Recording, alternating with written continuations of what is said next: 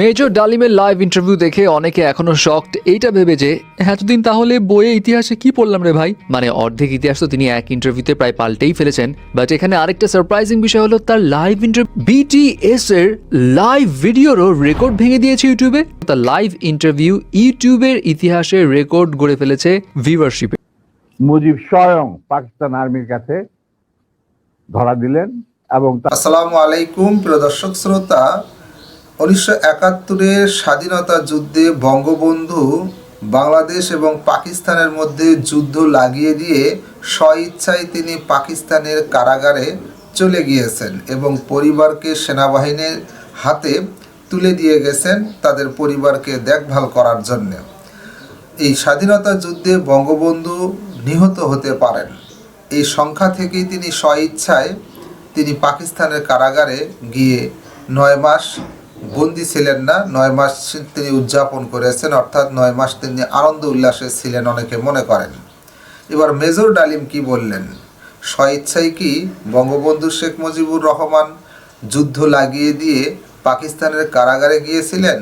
চলুন মেজর ডালিমের মুখ থেকেই শুনে আসি। মেজর ডালিমের লাইভ ইন্টারভিউ দেখে অনেকে এখনো শকড এইটা ভেবে যে এতদিন তাহলে বইয়ে ইতিহাসে কি পড়লাম রে ভাই। মানে অর্ধেক ইতিহাস তো তিনি এক ইন্টারভিউতে প্রায় পাল্টেই ফেলেছেন। বাট এখানে আরেকটা সারপ্রাইজিং বিষয় হলো তার লাইভ ইন্টারভিউ বিটিএস এর লাইভ ভিডিওরও রেকর্ড ভেঙে দিয়েছে ইউটিউবে। মানে ইউটিউবে তার লাইভ ইন্টারভিউ নিয়ে সোশ্যাল মিডিয়া জুড়ে একটা বিষয় ছড়াচ্ছে, সেটা হলো তার লাইভ ইন্টারভিউ ইউটিউবের ইতিহাসে রেকর্ড গড়ে ফেলেছে ভিউয়ারশিপের। ইনফ্যাক্ট সাংবাদিক কনক সার্ভার তিনি তার ফেসবুকে একটি পোস্টে শেয়ার করেন, যেখানে তিনি লিখেন, ইউটিউব লাইভে মেজর ডালিমের সাক্ষাৎকার প্রচারের মাধ্যমে প্রায় 8 লক্ষ দর্শক এই অনুষ্ঠান সরাসরি দেখেছেন, যা ইউটিউবের এই যাবৎকালের record. But according to Google Bard এবং অন্যান্য রিপোর্টস থেকে যেটা জানা যায়, ইউটিউবে এখন পর্যন্ত মোস্ট ভিউড লাইভ ভিডিও হচ্ছে চন্দ্রায়ন 3 এর মিশন সফট ল্যান্ডিং এই ভিডিওটা, যেখানে 8 মিলিয়ন মানুষ মানে প্রায় 80 লাখ মানুষ একসঙ্গে জয়েন হয়েছিল।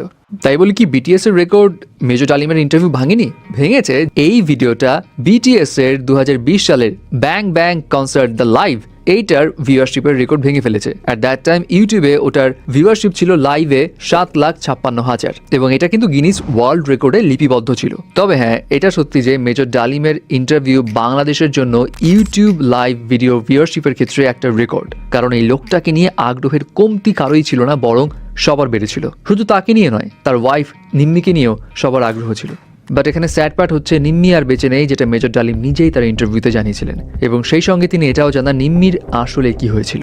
তিনি জানান নিম্মির ক্যান্সার ছিল এবং আনফর্চুনেটলি তাকে হাউস অ্যারেস্ট করে রাখা হয় 1996 থেকে। এমনকি খালেদা জিয়াও তাকে পাসপোর্ট দেন নাই, ফলে ক্যান্সারেই 2005 সালে নিম্মি মারা যায়। যাই হোক, তার ভাষ্য অনুযায়ী তিনি যে সমস্ত কথা বলেছেন তার মধ্যে শকিং কয়েকটা কথা হচ্ছে, নাম্বার 1, মুক্তিযুদ্ধে সর্বমোট শহীদের সংখ্যা 30 লক্ষ নয় 3 লক্ষ, এবং শেখ মুজিবের গ্রামাটিক্যাল মিস্টেকের কারণে 3 মিলিয়ন তিনি ওয়ার্ডটা ইউজ করেন ইংলিশ ইন্টারভিউতে। এছাড়া মুক্তিযুদ্ধ নিয়েও তিনি বলেন, সো কল্ড মুক্তিযোদ্ধার আড়ালে এটা ছিল আওয়ামী লীগের দেশকে ভারতের কাছে বেচে দেবার একটা প্রজেক্ট। এছাড়া জিয়াউর রহমান নিয়ে তিনি বলেন, আল কোরআনের শপথ করে জিয়া অগাস্ট বিপ্লবীদের সাথে থাকার ওয়াদা করেন, কিন্তু পরে তিনি ক্ষমতা সুসংহত করতে 4000 লোককে মৃত্যুদণ্ড দিয়েছিলেন। এছাড়া তার দাবি বুদ্ধিজীবীদের হত্যা করেছিল ভারতীয় বাহিনী। মোট কথা তিনি এমন কিছু কথা বলেছেন ওভারঅল পুরো ইন্টারভিউতে, যেটা দেখে অনেকেই অ্যাকচুয়ালি শকড এবং অনেকে এটাই ভাবছে ইতিহাস কি আসলে এত বিকৃত করা হয়েছে।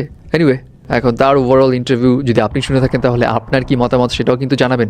মুজিব স্বয়ং পাকিস্তান আর্মির কাছে ধরা দিলেন এবং তাদের সাথে একটা বন্দোবস্ত করে তার পরিবারের ভরণ পোষণের দায়িত্ব আর্মির হাতে তুলে দিয়ে তিনি পাকিস্তানে পাড়ি জমান। ডাক্তার কামাল হোসেনের সঙ্গে যিনি ছিল major via media between Mujib and the army জানতা। তখন সেই দিশাহারা মানুষ বুঝতে পারছিল না বাংলাদেশে যে তারা কি করবে, তারা কোথায় যাবে, কিভাবে নিজের প্রাণ বাঁচাবে। সেই সময় চিটাগাঙ্গে থেকে ভেসে আসলো মেজর জিয়ার স্বাধীনতার ডাক। আমি তখন পাকিস্তানে চাকরিরত অবস্থা। সেই ডাকে দেশের লোক একটা আলোর রশ্মি দেখলো যে হ্যাঁ, আমাদেরকে এইভাবে মরণের হাত থেকে বাঁচার জন্য আমাদেরকে যুদ্ধ করতে হবে। Simple is that. আর সমস্ত দেশে সর্বপরিসরে লোক বিদ্রোহ সেই মুক্তিযুদ্ধ সংগ্রামে ডাকে সাড়া দিয়ে মুক্তিযুদ্ধ গড়ে তুলবে। প্রিয় দর্শক শ্রোতা, এই বিষয়ে আপনার মতামত থাকলে কমেন্ট বক্সে আপনার মতামত লিখবেন। আজকে এই পর্যন্তই। আল্লাহ হাফেজ।